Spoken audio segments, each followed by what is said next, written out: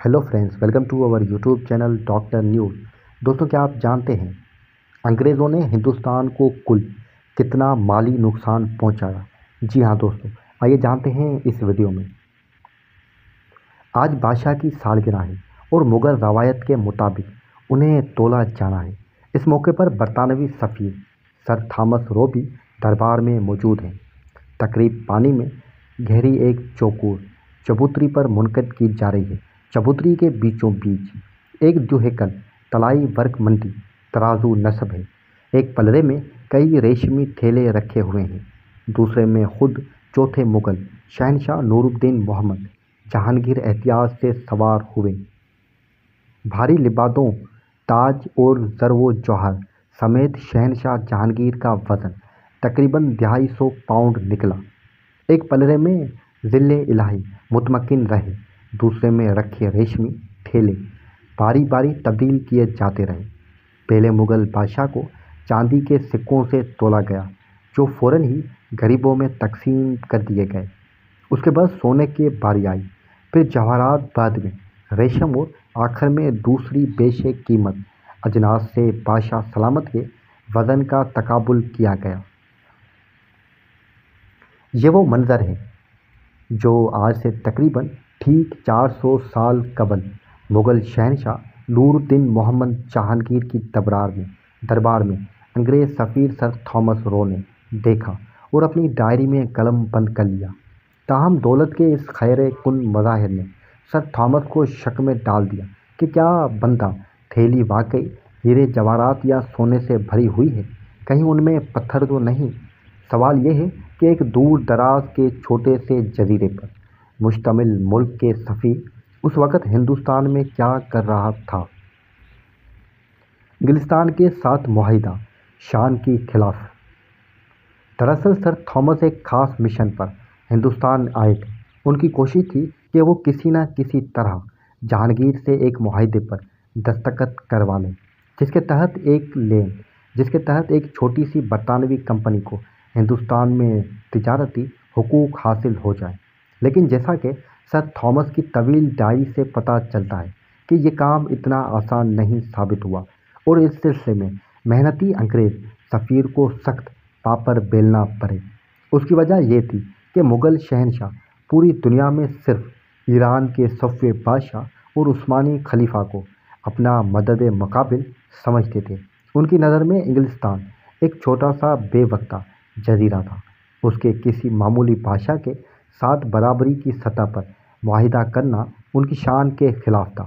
ताहम sir Thomas ने हिम्मत नहीं हारी और वो 3 साल की इनथक मेहनत, सफारती दाव पेच और तोहफे ताइफ देकर जहांगीर से तो नहीं, अलबत्ता वली अहद शाहजहां से आज से ठीक 400 बरस कबल अगस्त 1618 में एक मुआहिदे पर दस्तखत करवाने में कामयाब हो गए, जिसके तहत इस कंपनी को सूरत में खुलकर कारोबार करने की इजाज़त मिल गई। इस कंपनी का नाम ईस्ट इंडिया कंपनी था और ये वाकई उसकी तारीख में सिंग मेल की हैसियत रखता है। यह पहला मौका था कि मुग़ल हुकूमत ने बराह रास्त एक यूरोपीय मुल्क के साथ बाकायदा तिजारती मुआहिदा करके उसकी एक कंपनी को मराब दी थी और यूँ उसे हिंदुस्तान में कदम जमाने का परवाना मिल गया था। ये कुछ ऐसा ही वाक़या था जिसे मशहूर कहानी की ऊँट को बद्दू ने अपने खेमे में सर दाखिल करने की इजाज़त दे दी थी।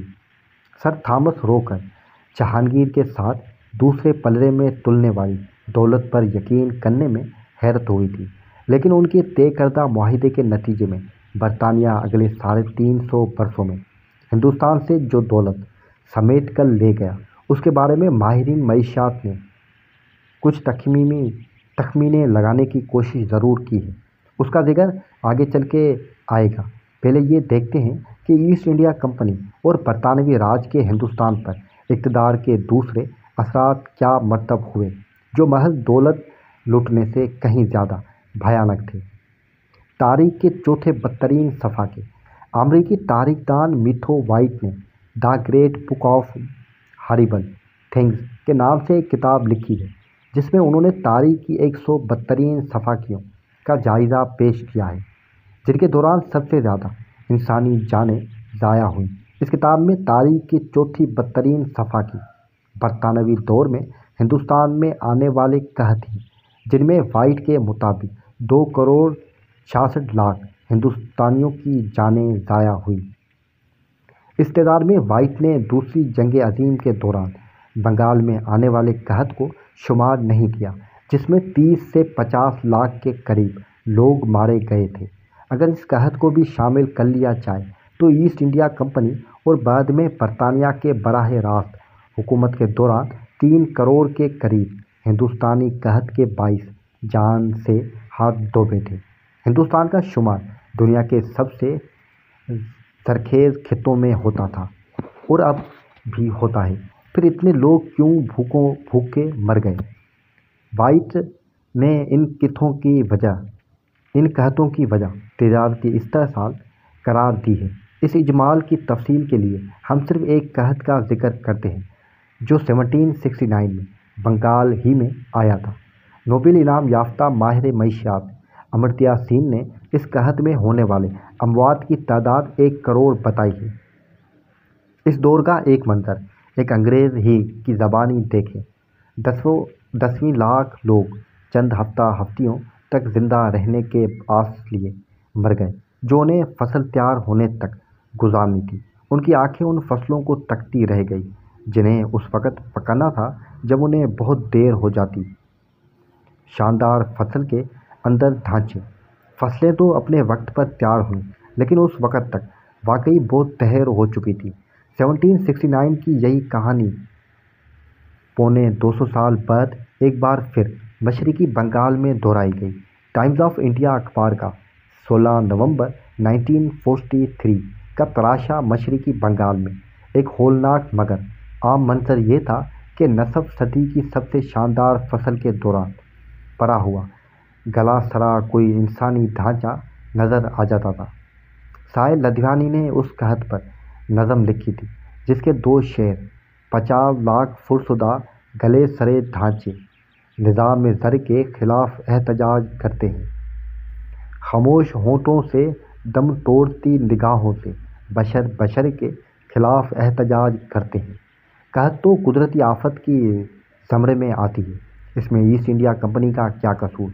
مشہور فلسفی ول ڈیورنٹ اس بارے میں لکھتے ہیں، ہندوستان میں آنے والے خوفناک قحطوں کی بنیادی وجہ اس قدر بے-رحمانہ استحصال، اجناس کی غیر متوازن درآمد اور عین قحط دوران ظالمانہ طریقوں سے مہنگے ٹیکسوں کی وصولی تھی کہ بھوک سے ہلاک ہوتے کسان انہیں ادا نہیں کر سکتے تھے۔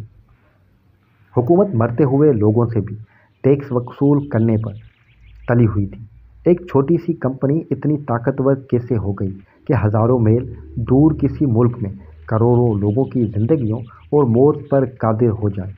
اس کے لیے ہمیں تاریخ کے چند مزید صفحے پلٹنا ہوں گے۔ 1498 میں پرتگالی مہم جو واسکو ڈی گاما نے افریقہ کے جنوبی کونے سے راستہ ڈھونڈنے کر ہندوستان کو سمندری راستے کے ذریعے یورپ سے منسلک کر دیا تھا، آنے والے عشروں کے دوران دھوس دھمکی اور دنگا فساد کے حربے استعمال کر کے پرتگالی بحر بند کے تمام تر تجارت پر قابض ہو گئے اور دیکھتے ہی دیکھتے پرتگال کی قسمت کا سورج نصف آسمان پر جگمگانے لگا۔ انگلستان یہ سارا کھیل بڑے غور سے دیکھ رہا تھا، بھلا وہ اس دور میں کیوں پیچھے رہ جاتا؟ چنانچہ ملک الزبیتھ نے ان 2 ملکوں کے نقش قدم پر چلتے ہوئے دسمبر 1600 میں ایسٹ انڈیا کمپنی قائم کروا کے اس ایشیا کے ملکوں کے ساتھ بلا شرکت گیر تجارت کا اجازت نامہ جاری کر دیا۔ لیکن انگریزوں نے ایک کام کیا جو ان سے پہلے آنے والے 2 یورپی ملکوں سے نہیں ہو سکا تھا۔ انہوں نے صرف جنگ آمیز تجارت پر ساری توانائی صرف نہیں کی بلکہ سفارت کاری پر بھی بھرپور توجہ دی۔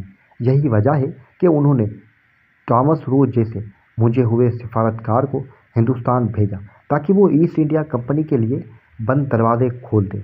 مغلوں کی طرف سے پروانہ ملنے کے بعد انگریزوں نے ہندوستان کے مختلف ساحلی شہروں میں ایک کے بعد ایک تجارتی اڈے قائم کرنا شروع کر دیے جنہیں فیکٹریاں کہا جاتا تھا۔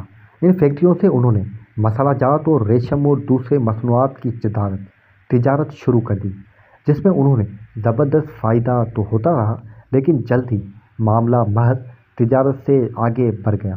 جوڑ توڑ: چونکہ ایسٹ انڈیا کمپنی کے دوسرے یورپی ملکوں سے اکثر جنگیں چلتی رہتی تھیں اور یہ ایک دوسرے کا مال لوٹنے میں کوئی آر محسوس نہیں کرتے تھے، اس لیے انگریزوں نے اپنی فیکٹریوں میں بڑی تعداد میں مقامی سپاہی بھرتی کرنے شروع کر دیے۔ زیادہ وقت نہیں گزرا کہ یہ فیکٹریاں پھیل کر قلعوں اور چھاؤنیوں کی شکل اختیار کرنے لگیں۔ جب کمپنی کے فوجی اور مالی حالت مضبوط ہوئی تو اس کے اہلکار مقامی ریاستوں کی آپس لڑائی جھگڑوں میں ملوث ہونے لگے۔ کسی راجے کو سپاہیوں کے دستے بھجوا دیے، کسی نواب کو اپنے حریف کو زیر کرنے کے لیے توپیں دے دی، تو کسی کو سخت ضرورت کے وقت پیسہ ادھار دے دیا۔ اس جوڑ توڑ کے ذریعے انہوں نے رفتہ رفتہ اپنے پنجے ساحلی علاقوں سے دور تک پھیلا دیے۔ مسلسل پھیلاؤ کے اس سفر میں سب سے اہم موڑ 1757 میں لڑی جانے والی جنگ پلاسی ہے، جس میں ایسٹ انڈیا کمپنی کے ایک کلرک رابرٹ کلائیو کے 3000 سپاہیوں نے بنگال کے نواب سراج الدولہ کی 50,000 فوج کو شکست دے دی۔ جیسے شکست دی، یہ کہانی مطالعہ پاکستان کی کتاب میں درج ہے۔ بس اس کہانی کا اخلاقی نتیجہ یاد رکھیے کہ جنگ کے بعد کلائیو نے سراج الدولہ کا صدیوں کا جمع کردہ خزانہ سمندری جہازوں میں لدوا کر بالکل اسی طرح لندن پہنچا دیا جس طرح 18 سال قبل نادر شاہ دہلی کی دولت دونوں ہاتھوں سے نچوڑ کر ایران لے گیا تھا۔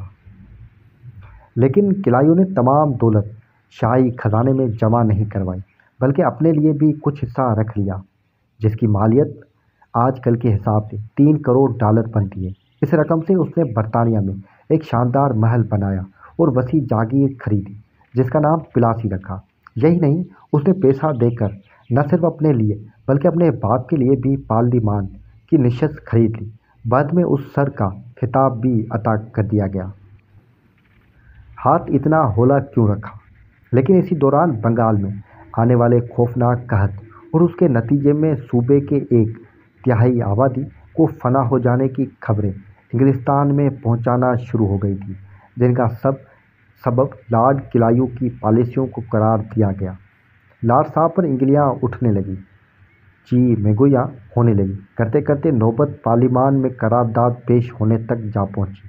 یہ قرارداد تو خیر منظور نہیں ہو سکی، کیونکہ اس زمانے میں پارلیمان کی 1/4 کے لگ بھگ ارکان کی خود ایسٹ انڈیا کمپنی میں حصے تھے۔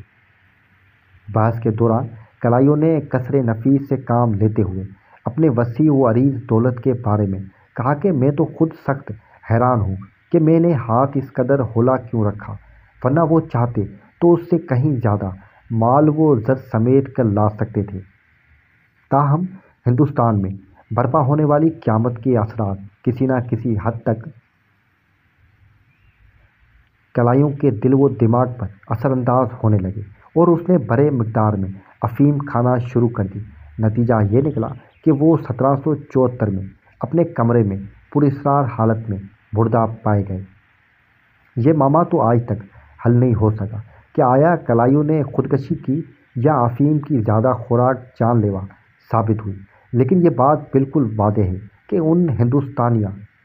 ان کے ہندوستان میں حکومت عملی کے بعد ایسٹ انڈیا کمپنی جس راستے پر چل نکلی وہ ہندوستان کی آزادی کے لیے ضرور جان لیوا ثابت ہوئی۔